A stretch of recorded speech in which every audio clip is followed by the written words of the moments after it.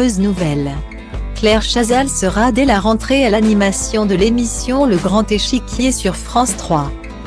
Elle succède à Anne-Sophie Lapix, aux commandes du journal télévisé de 20h sur France 2 en semaine.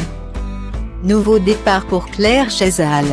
Comme l'indique Stéphane Sidbon-Gomé, directeur des antennes et des programmes chez France Télévisions.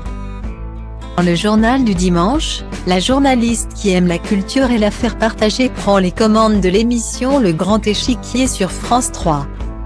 Elle succède ainsi à Anne-Sophie Lapix et Anne-Elisabeth Lemoine. La culture doit garder une place importante, souligne le responsable, interrogé sur les programmes pour la rentrée. Par exemple, vous trouverez Le Grand Échiquier avec Claire Chazal à sa tête sur France 3.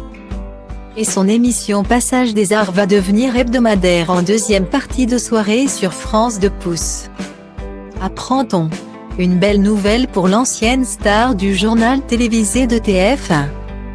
Et d'expliquer pourquoi Anne-Sophie Lapix, aux commandes du journal télévisé de 20h sur France 2, et Anne-Elisabeth Lemoine, ne reprennent pas l'animation du programme culte animé par Jacques Chancel de 1972 à 1989.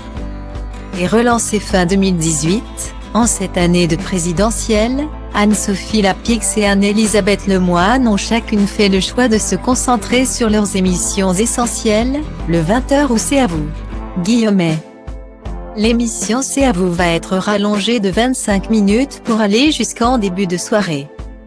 Avec une place essentielle pour Patrick Cohen dans cette année présidentielle. Précise-t-il. L'émission accueillera aussi des talents comme Mohamed Bouafsi, journaliste vedette du foot sur RMC, qui avait mené une interview du président de la République Emmanuel Macron à la vieille de 2020 €. Interrogé sur le succès de CNEWS, le bras droit de la PDG Delphine Ernotte constate un intérêt chez les Français pour la transgression et l'aspérité. Et de conclure, mais ce n'est pas au service public de surenchérir dans la course à l'opinion. À nous au contraire d'être les garants du pluralisme et de garder de la nuance dans le débat. Guillemet.